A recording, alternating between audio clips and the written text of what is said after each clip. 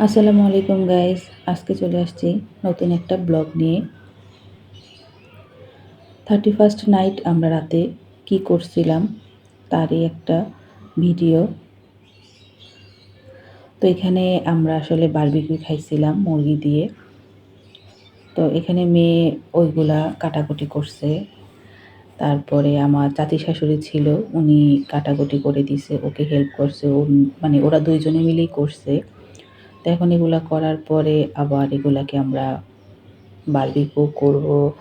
তারপরে সারা রাত্রে আমরা কি করলাম সবকিছুই আপনাদের সাথে শেয়ার করব, দেখানোর চেষ্টা করব।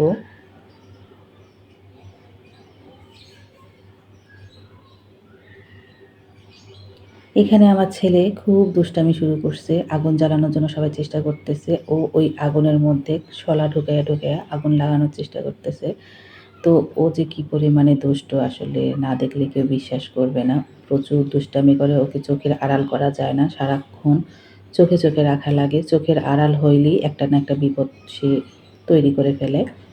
এই জন্য সবসময় তাকে চোখের সামনে ধরে বসে রাখতে হয় আমাদের।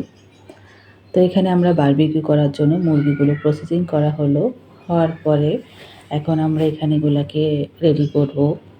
তো গ্রামে তো সেইভাবে কোনো কিছু পাওয়া যায় না। তো যাই হোক, যাই ছিল তাই দিয়ে আমরা চেষ্টা করছি আমাদের মতো করার জন্য।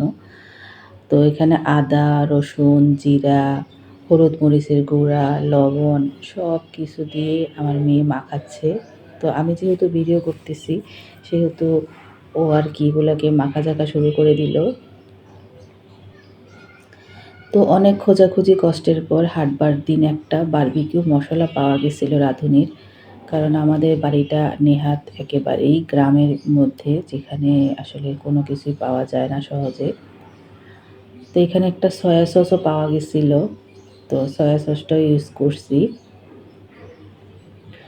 আসলে আমাদের টক দই অনেক কিছু দেওয়ার দরকার ছিল, যেগুলো আমরা আসলে ওখানে পাই নাই, সেই জন্য দিতেও পারি নাই।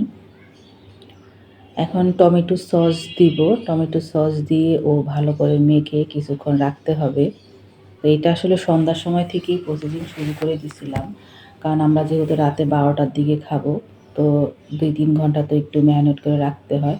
তো যেহেতু আমরা ম্যারিনেট করে রাখবো সেহেতু আমরা সন্ধ্যা 7টা করেই সব কিছু গুছিয়ে রাখছিলাম। রাত্রে 8টা-10টা করে ভাজা শুরু করলে, কারণ আমরা অনেক মানুষ, যৌথ ফ্যামিলি। তো সবাই যখন একসাথে করব তখন এটা ভাজতে অনেক সময় লাগবে।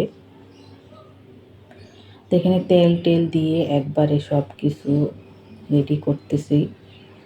দেখতেই মানে সবাই তো দেখেই মানে শুরু করে দিছে যে এত মজা হবে, এটা ওই স্বাদ হবে, ওই স্বাদ।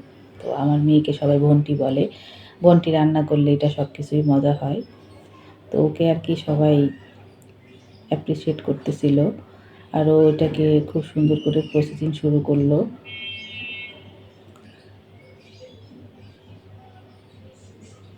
তো এখন আমাদের এইটার প্রসেসিং প্রায় শেষ পর্যায়ে। এখন আমরা এটাকে রেখে দিব কিছু সময়ের জন্য।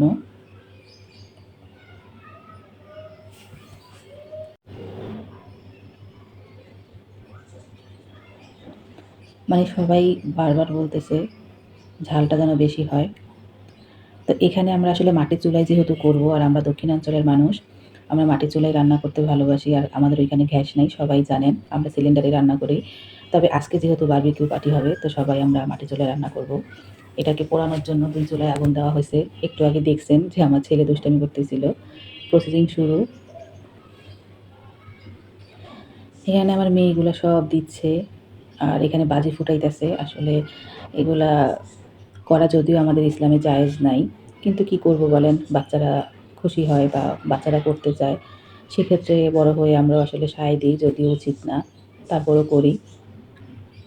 তো এই যে প্রথমবার হয়ে গেছে। শীতের দিন ছিল, যার কারণে মজা হয়েছে বেশি।